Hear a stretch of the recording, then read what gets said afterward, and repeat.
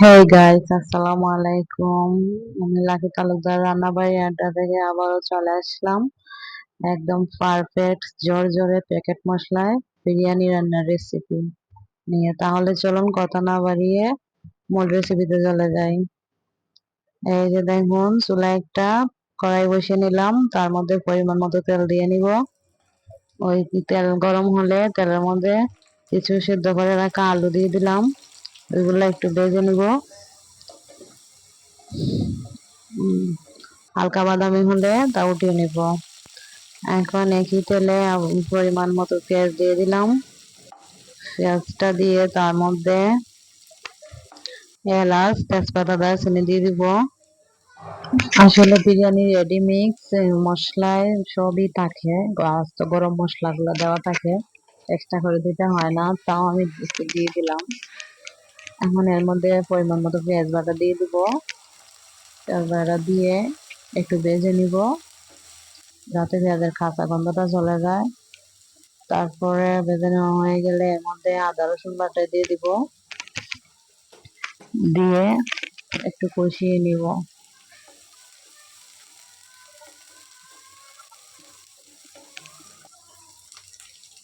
এখন এর মধ্যে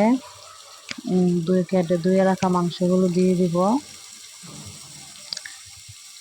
আমি সবগুলো মাংস দিয়ে একটু নাড়াচাড়া করে মিশিয়ে নিব।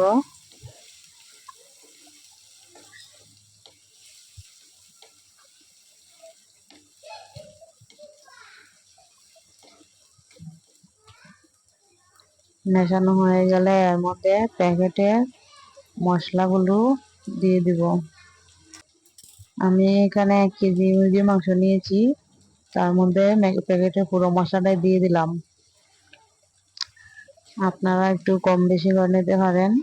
1 কেজি 1.5 কেজি মাংসের মধ্যে ফুল প্যাকেট দেওয়া যাবে, এর থেকে কম হলে একটু কমিয়ে নেবেন। এটা একসাথে মিশিয়ে ঢাকনা দিয়ে রেখে দিব।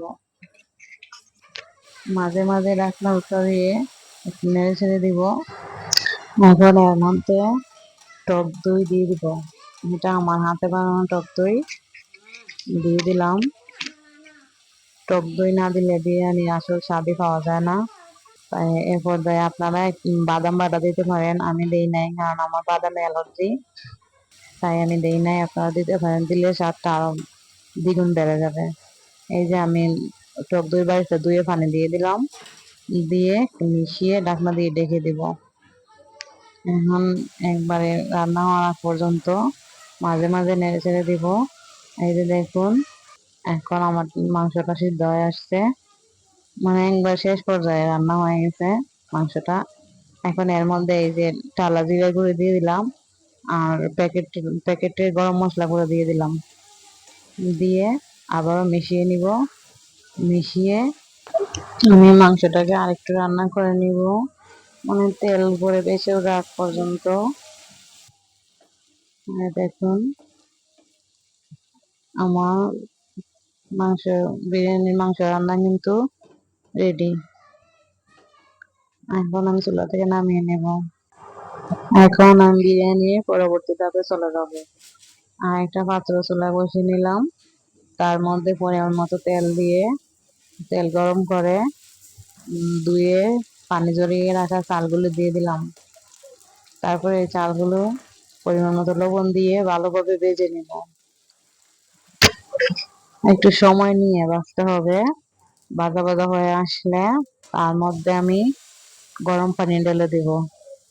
যতটুকু চাল নেবেন তার ডাবল পরিমাণে পানি নেবেন, নিয়ে গরম পানি তার মধ্যে দিয়ে দিলাম, দিয়ে আমি ঢাকনা দিয়ে ঢেকে দিব। দেখুন, পানিটা যখন হালকা শুকিয়ে আসছে তখন আমি মাংসটুকু ঢেলে দিলাম।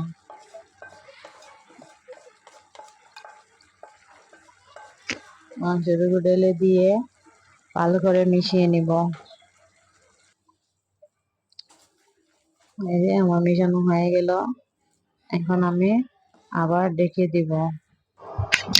এই পর্যায়ে কিন্তু চুলার আঁচটা একেবারে লো আঁচে রাখতে হবে, এভাবে রান্না করতে হবে। তারপর এই যে ঢাকনা তুলে আমি আবার ওই যে ভেজে রাখা আলুগুলো দিয়ে দিলাম, দিয়ে মিশিয়ে নিলাম, মিশিয়ে নিয়ে আবার ঢেকে দিলাম।